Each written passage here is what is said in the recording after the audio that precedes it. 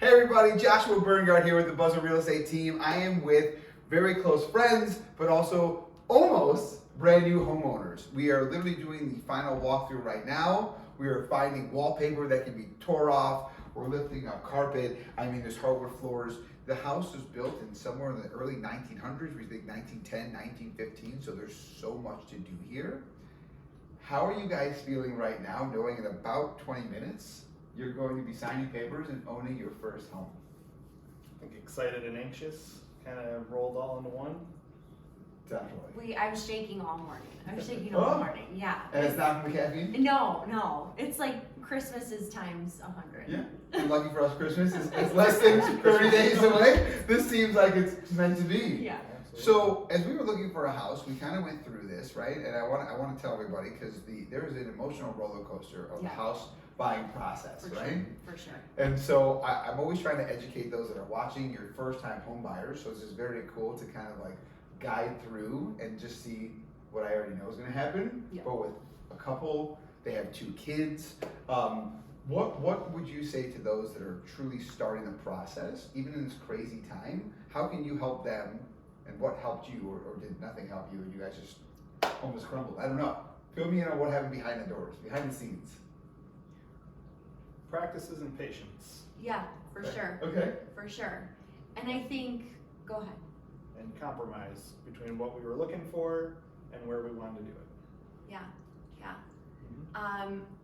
I think for everyone, your home is out there. It's waiting for you somewhere. So I told myself early on that with my very controlling nature, I was going to try to hold this process with a very loose grip and keep an open mind that when things didn't work out or ended up maybe not being the best fit, that something meant for us was still out there. So, yeah.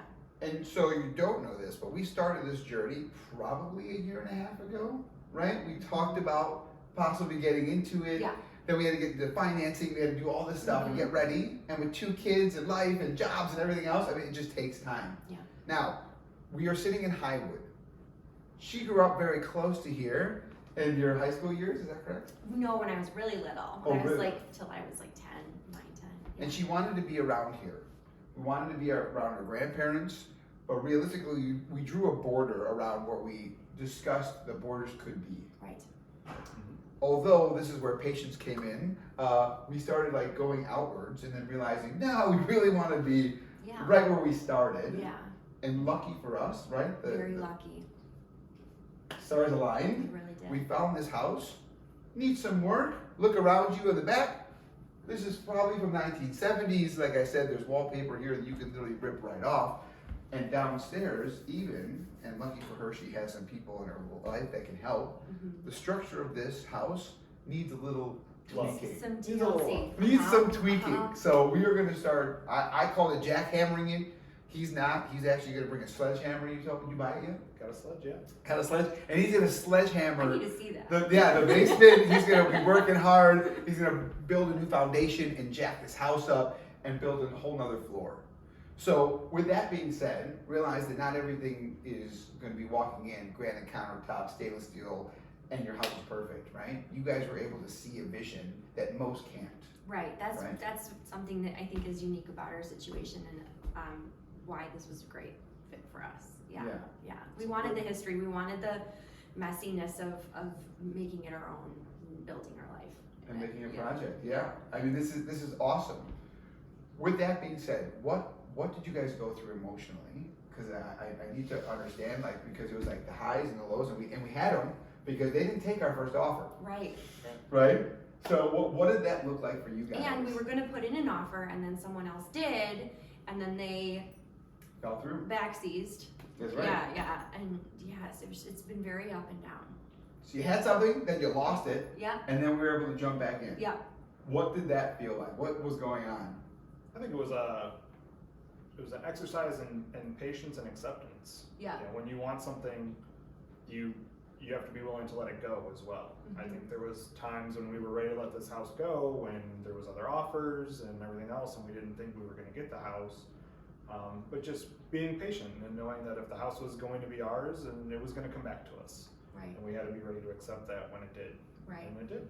And just kind of prayerfully trusting, like, that whatever was supposed to happen again, like, we just, if it's meant to be, it's meant to be. And so, yeah, with all of those ups and downs, I think it really sort of further instilled this feeling of this is meant to be for us, because it wouldn't have come through if it wasn't. There were plenty of opportunities for it not to come through. So Amen to it that. made it very easy when things kept being, this is an easy fix, this is an easy yes, this is doable, and then all doors kept opening. Yeah. Was there any crying? Did we cry? Did you I get mean, to I that cried point? every day. Oh God! All right. I don't think I cried over not having it, but I was definitely blue about that. And then when we got it, when we found out we got it, I think we both cried. Did you cry? I don't think I cried. I think no tears, but preparations for a lot of sweat equity. A Yeah, lot of work. sweatwoody. Sweatwoody is what we're calling it right That's now. the word. I like it. How did you guys feel the team did? Obviously, we put a tailor-made team together for you guys. Right. Inspectors, lenders, showing agents, myself. Yeah.